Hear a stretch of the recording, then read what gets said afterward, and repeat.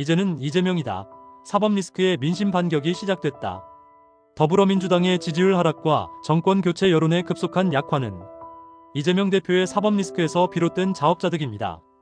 한 달 전까지만 해도 2배 이상 격차로 우세했던 정권 교체 여론이 단기간에 뒤집히고 3대 여론조사에서 국민의힘이 더불어민주당을 오차범위 밖에서 앞선 결과는 민주당이 국민적 신뢰를 잃고 있음을 보여주는 명백한 증거입니다.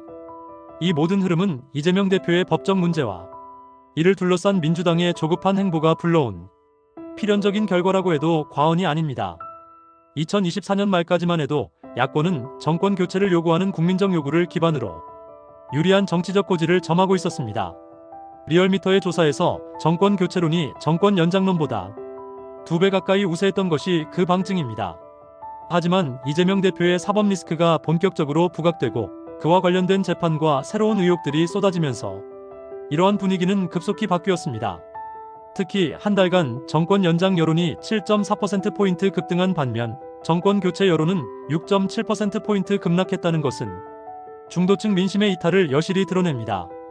중도층은 정치인의 도덕성과 신뢰성을 중시하며 법치주의와 사법적 정의를 존중하는 경향이 강합니다.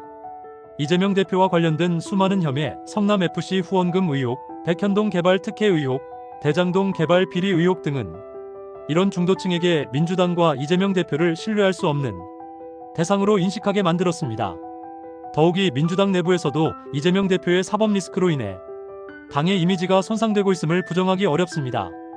최근 민주당의 지지율은 39%로 작년 8월 이후 처음으로 40% 아래로 떨어졌습니다. 이는 단순히 보수층의 결집 때문만이 아니라 중도층의 외면이 원인입니다. 국민은 법 위에 군림하는 정치인이나 자신에게 관대한 잣대를 들이미는 지도자를 용납하지 않는다는 메시지를 보내고 있습니다. 이재명 대표의 사법 리스크에 대한 민주당의 대응은 조급함과 자충수로 점철되어 있습니다. 한덕수 국무총리를 탄핵한 데 이어 최상목 경제부총리 대행까지 압박하며 국정을 마비시키려는 태도는 국민적 반감을 샀습니다.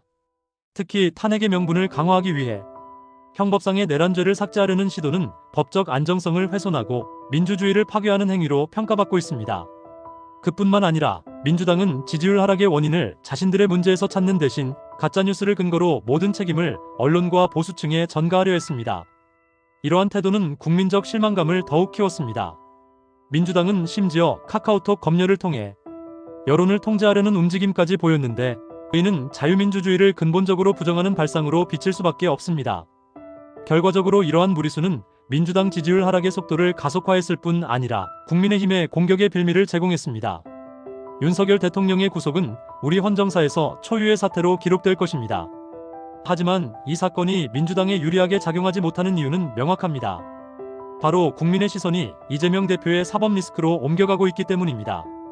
국민의힘은 윤 대통령의 구속을 정치적 방어의 도구로 삼기보다는 이재명 대표의 수많은 혐의를 집중 조명하며 정치적 주도권을 잡으려는 움직임을 보이고 있습니다. 이는 국민의힘이 법적 형평성을 강조하며 이재명 대표의 재판을 대선까지 끌고 갈 정치적 프레임을 형성하는 데 주력하고 있음을 보여줍니다.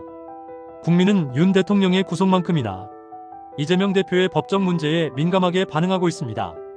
이는 단순히 형평성의 문제가 아니라 정치 지도자로서의 도덕성과 신뢰성을 평가하는 중요한 기준이 되고 있습니다. 이재명 대표가 재판에서 유죄 판결을 받을 경우 민주당의 대선 전략은 치명적인 타격을 입을 것입니다. 중도층은 이러한 리스크를 이미 간파하고 있으며 이는 정권 교체 여론의 약화와 맞물려 나타나고 있습니다. 이재명 대표는 민생 행보를 통해 대선 주자로서의 이미지를 강화하려 하고 있습니다. 하지만 그의 민생 메시지는 사법 리스크의 그림자 속에서 빛을 잃고 있습니다.